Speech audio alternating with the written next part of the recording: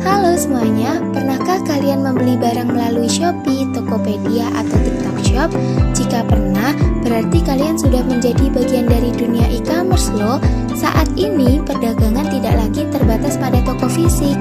Dengan bantuan internet, transaksi dapat dilakukan kapan saja dan di mana saja. Pada video ini, kita akan mengenal pengertian, jenis, manfaat, tantangan, dan studi kasus yang menarik tentang e-commerce di Indonesia. E-commerce adalah kegiatan jual beli yang dilakukan melalui media elektronik yang terhubung dengan internet. Dalam e-commerce terjadi pertukaran informasi, produk, jasa, maupun pembayaran secara digital. Dengan sistem ini, penjual dan pembeli tidak perlu bertemu secara langsung untuk melakukan proses transaksi. E-commerce memiliki beberapa karakteristik utama. Yang pertama, transaksi tanpa batas. Penjual dapat menjangkau konsumen dari berbagai daerah, bahkan berbagai negara selama 24 jam penuh. Kedua, transaksi anonim. Penjual dan pembeli tidak harus bertemu secara langsung. Yang ketiga, produk yang diperjualbelikan dapat berupa produk digital seperti musik, aplikasi, atau perangkat lunak maupun produk fisik seperti pakaian dan juga makanan. Keempat, terdapat produk yang tidak berwujud seperti data, ide, dan juga layanan digital. E-commerce memiliki berbagai jenis. B2C atau business to consumer adalah transaksi dari bisnis kepada konsumen seperti Tokopedia dan Shopee. B2B atau business to business terjadi antar perusahaan, contohnya Alibaba dan Indo Trading. C2C atau consumer to consumer terjadi antar konsumen, misalnya melalui OLX atau Facebook Marketplace. C2B adalah ketika individu menawarkan jasa atau produk kepada perusahaan seperti freelancer dan Shutterstock. Selain itu, ada transaksi dengan pemerintah yang dikenal sebagai B2G dan G2C. Kemudian, social commerce seperti TikTok Shop dan Instagram Shopping, serta m-commerce yaitu transaksi yang dilakukan melalui smartphone. E-commerce memberikan banyak manfaat. Penjual dapat menjangkau pasar yang lebih luas tanpa harus membuka toko fisik. Toko online dapat beroperasi selama 24 jam setiap hari. Biaya operasional juga menjadi lebih rendah karena tidak membutuhkan banyak fasilitas fisik. Bagi konsumen, berbelanja menjadi lebih mudah dan nyaman karena dapat dilakukan dari rumah. Platform juga mampu menganalisis perilaku pelanggan untuk memberikan rekomendasi produk yang sesuai. Selain itu, e-commerce membuka peluang besar bagi UMKM untuk bersaing dengan perusahaan yang lebih besar. Di balik berbagai manfaatnya, e-commerce juga memiliki banyak tantangan loh. Yang pertama, ada resiko penipuan digital masih sering terjadi, seperti barang yang tidak dikirim atau produk palsu. Kedua, keamanan data pribadi menjadi perhatian penting karena platform menyimpan banyak informasi pengguna. Ketiga, masalah logistik seperti keterlambatan, pengiriman, dan ongkos kirim yang mahal juga dapat menghambat transaksi.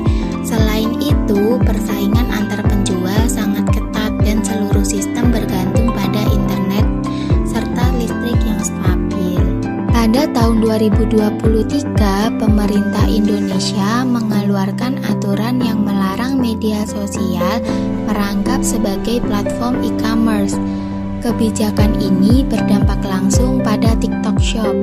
Untuk beradaptasi, TikTok kemudian menjalin kemitraan strategis dengan Tokopedia melalui investasi besar dan integrasi layanan.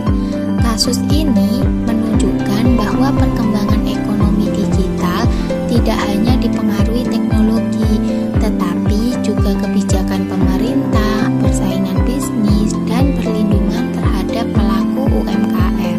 Program digitalisasi pasar Tanah Abang menunjukkan hasil yang berbeda bagi setiap pedagang.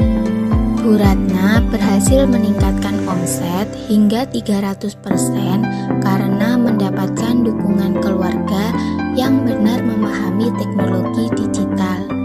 Sebaliknya, Pak Hendro mengalami kesulitan dalam membuat foto produk, promosi online, dan pengelolaan pengiriman.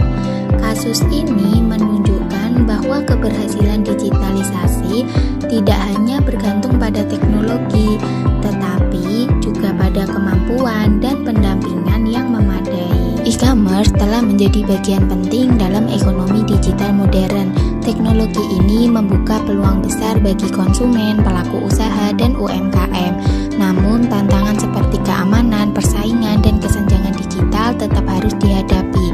Karena itu, literasi digital dan kemampuan beradaptasi menjadi kunci untuk sukses di era ekonomi digital. Sampai jumpa pada pembelajaran berikutnya. Di era digital, komunikasi bisnis tidak lagi terbatas pada telepon atau pertemuan langsung. Kini, pelanggan dapat menghubungi bisnis kapan saja, bisa melalui WhatsApp, email, Telegram, dan berbagai platform lainnya.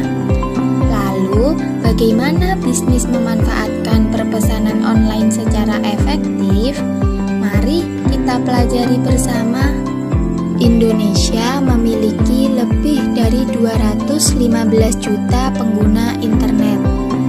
Sebanyak 97% diantaranya menggunakan aplikasi pesan instan.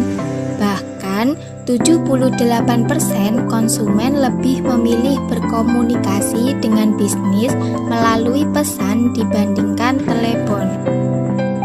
Perpesanan online untuk bisnis adalah proses penyampaian informasi, promosi, transaksi, dan pelayanan kepada pelanggan melalui platform digital berbasis internet. Melalui perpesanan online, bisnis dapat membangun hubungan yang lebih dekat dengan pelanggan secara cepat dan efisien. Dalam bisnis terdapat beberapa jenis perpesanan. Yang pertama yaitu one-to-one atau komunikasi antara bisnis dan satu pelanggan. Kedua, one-to-many yaitu satu pesan dikirim ke banyak pelanggan seperti promosi atau newsletter. Yang ketiga, many-to-many yaitu komunikasi dalam kelompok atau komunitas bisnis. Berbagai platform dapat digunakan untuk mendukung komunikasi bisnis. WhatsApp Business cocok untuk UMKM dan pelayanan pelanggan. Email marketing efektif untuk promosi dan membangun hubungan jangka panjang. Telegram mendukung komunitas besar. Instagram DM cocok untuk bisnis berbasis visual. Sementara chatbot AI mampu memberikan layanan otomatis selama 24 jam. Agar pesan bisnis efektif, maka gunakanlah prinsip 7C. Pesan harus jelas, singkat, tepat, lengkap, sopan, konkret, dan mempertimbangkan kebutuhan penerima. Dengan menerapkan prinsip ini, pelanggan lebih mudah memahami informasi dan lebih percaya kepada bisnis kita. Otomatisasi membantu bisnis bekerja lebih efisien. Chatbot dapat menjawab pertanyaan umum secara otomatis. Sistem juga dapat mengirim pesan sambutan, pengingat pesan, hingga permintaan ulasan setelah pembelian. Dengan begitu, pelanggan tetap mendapatkan layanan cepat meskipun tim sedang sibuk. Dalam menggunakan perpesanan online, bisnis harus memperhatikan yang namanya etika digital. Pesan hanya boleh dikirim kepada pelanggan yang memberikan izin. Data pelanggan juga harus dijaga keamanannya. Selain itu, isi pesan harus relevan dan tidak mengganggu penerima. Hari ini kita telah mempelajari konsep perpesanan online, berbagai platform bisnis, strategi komunikasi, otomatisasi, hingga etika digital. Sekarang saatnya menguji pemahamanmu. Menurut kalian, kira-kira Kira-kira platform apa yang paling populer digunakan untuk bisnis di Indonesia? Apakah A. Telegram, B. WhatsApp Business, atau C. Slack?